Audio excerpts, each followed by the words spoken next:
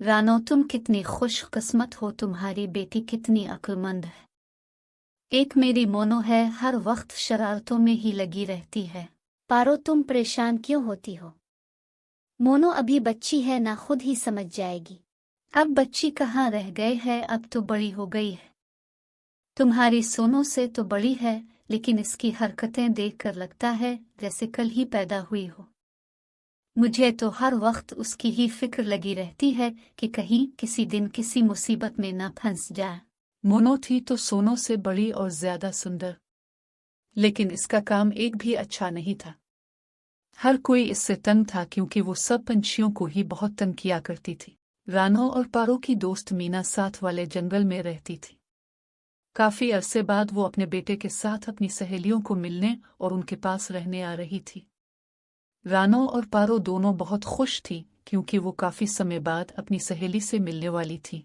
मम्मा, आप मुझे भी बताएं कि मैं क्या काम करूं?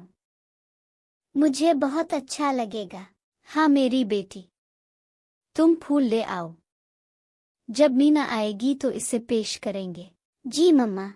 सोनो अपनी माँ के साथ उनके इस्तकबाल के लिए तैयारियां करती है, जबकि दूसरी तरफ मोनो कोई काम नहीं करती सिवाय आराम करने के। और जल्दी ही मीना और उसका बेटा जोजो आ जाते हैं। आपका स्वागत है हमारे जंगल में। हम सब बहुत बेचैनी से आपका इंतजार कर रहे थे। आपका दिन युवत। हम भी बहुत पुरजोश थे आपसे मिलने के लिए। मम्मा, ये कितने प्यारे फूल हैं। बेटा, ये फूल सोनो लेकर आई थी आपके लिए। पारो बहुत शर्मिंदा हुई क्योंकि इसके पास अपनी बेटी की तारीफ करने के लिए कुछ नहीं था। और साथ ही साथ पारो जब मीना के बेटे जोजो को देखती है तो अपनी मोनो के लिए पसंद कर बैठती है। मोनो, मैं तुमसे आखिरी दफा कह रही हूँ कि अपने आप को ठीक कर लो। और अब तो तुम्हारी शादी की उम्र हो गई है और मैंने तुम्हारे लिए जोजो को पसंद किया है। ये क्या बात हुई? आप तो बस मेरे पीछे ही पड़ी रहती हैं। अभी तो मेरे खेलने के दिन हैं। सोनो को कभी देखा है, कितनी तमीज वाली है, सभी इसकी तारीफ करते हैं। मैं नहीं चाहती कि मीना उसे अपने बेटे जोजो के लिए पसंद कर ले। जोजो बहुत समझदार बच्चा है और मैं तुम्हारी शादी जोजो साथ ही करूंगी। तुम्हें अपने आप को बदलना होगा। बदलना होगा। लेकिन जोजो को दिल ही दिल में सोनो अच्छी लगने लगती है और वो अपनी माँ से बात करता है। मम्मा, क्यों ना जब हम वापस जाएं तो सोनो को भी साथ ले जाएं। अच्छा, तो ये बात है। मैं भी कहूँ, मेरा बेटा रानो के घर के सामने वाले पेड़ पर ही क्यों बैठा रहता है? मेरा बेटा कितना बड़ा हो गया है। मेरे दिल को तो शांति मिल गई है कि मेरे बेटे की पसंद इतनी अच्छी है। तुम दोनों हमेशा खुश रहो। जब मीना और जोजो दोनों बातें कर रहे होते हैं तो पारो छपके से इन दोनों की बातें सुन लेती है और कहती है, मैं भी देखती हूँ कि सोनो कैसे जोजो की दुल्हन बनती है। मीना, तुम्हें पता है कि ये रानो और सोनो दोनों कितनी चालाक हैं। नहीं, क्या हुआ? ये दोनों माँ बेटी ऊपर से अच्छी होने की एक्टिंग करती हैं, लेकिन अंदर से बहुत मक्कार हैं। सोनो ने तो हर पंछी के नाक में दम कर रखा है, किसी के घोंसले में कोई दाना नहीं छोड़ती। और हाँ, अगर कोई पंछी रानो के पास शिकायत लेकर जाता है तो रानो उल्टा इसे ही डांट देती है। अच्छा, लेकिन मुझे तो वो बहुत अच्छी और मेहनती लगती है। सब दिखावा है।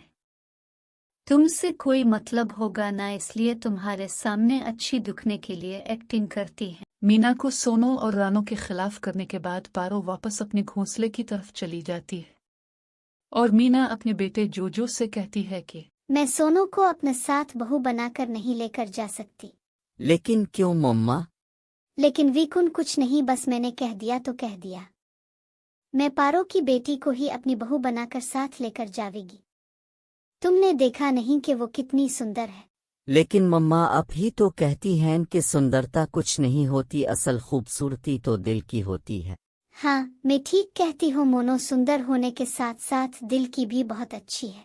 जोजो समझ चुका था कि जरूर पारो ने ही इसकी मम्मा को रानो और सोनो के खिलाफ भड़काया है, लेकिन वो अपनी माँ के आगे ज्यादा बोल नहीं सकता था क्योंकि ये इसके संस्कार में शामिल नहीं था। मीना बहन, क्या बात है? कल से तुम हमारे घर नहीं आई। सोनू ने आपके लिए बहुत मज़े की खिचड़ी बनाई थी। रहने दो, तुम अपनी मेहमान नवाजी अपने पास ही रखो। अगर दिल में किसी के लिए बुराई हो तो इसे जाहिर करना चाहिए। बगल में छुरी मुंह में राम राम नहीं कहना चाहिए। मैं समझी नहीं तुम्हारी बात। तुम समझने को रहने ही दो। बस मुझसे और मेरे बेटे से दूर रहो। ऐसा कहते हुए मीना पारो के घर की तरफ चल देती है। अभी वो पारो के घोंसले के पास पहुंचती ही है कि उसे जोर जोर से बोलने की आवाजें सुनाई देने लगती हैं और पारो उनके पेड़ के पीछे छपकर बातें सुनने लगती है। मोनो, कितनी दफा कहा है कि तुम बाज आ जाओ अपनी हरकतों से। आज से दाना लेने तुम्हें खुद ही जाना होगा, और हाँ मीना और उसके बेटे जोजो के लिए भी खाना तुम्हें ही लाना होगा। ये कभी नहीं हो सकता। ना मैं अपने लिए खाना लाऊंगी और न ही उनके लिए। मैं उनकी नौकर नहीं हूँ जो उनके लिए खाना लाऊं। शर्म करो। उनका नहीं तो मेरा ही कुछ ख्याल कर लो। पहले ही मैंने तुम्हारे लिए बहुत बड़ा झूठ बोला है। मीना के आगे के रानो और सोनो दोनों माँ बेटी बहुत बुरी हैं, क्योंकि मैं नहीं चाहती कि जोजो जैसा समझदार बच्चा हाथ से निकल जाए। तो मैं क्या करूं? तुम्हें मीना की ज्यादा से ज्यादा खिदमत करना होगी। मैं तो इस बुढ़िया को एक झटके में ही मार दूंगी। चुप कर जा। अगर किसी ने सुन लिया तो मेरे किए करे पर पानी फिर जाएगा।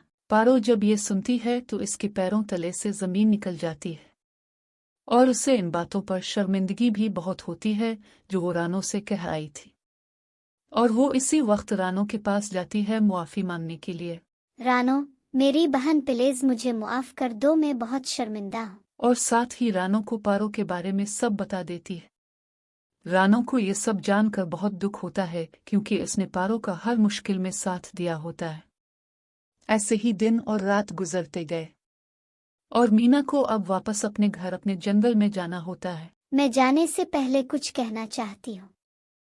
रानो, मैं सोनू को अपने जोजो की दुल्हन बनाकर ले जाना चाहती हूँ। ये सुनकर पारो के तो जैसे होश ही उड़ गए। पारो, अपने फायदे के लिए दूसरों को बुरा बनाना हमारे संस्कारों में नहीं है। ये सुनकर पारो बहुत शर्मिंदा होती है और फिर मीना सोनू को अपने बेटे जोजो की दुल्हन बनाकर ले जाती है। इस कहानी से हमें ये सीख मिलती है कि हमें किसी का बुरा नहीं सोचना चाहिए, क्योंकि ऐसा करने से हमारा अपना ही नुकसान होता है। Please like, subscribe and share to make me happy.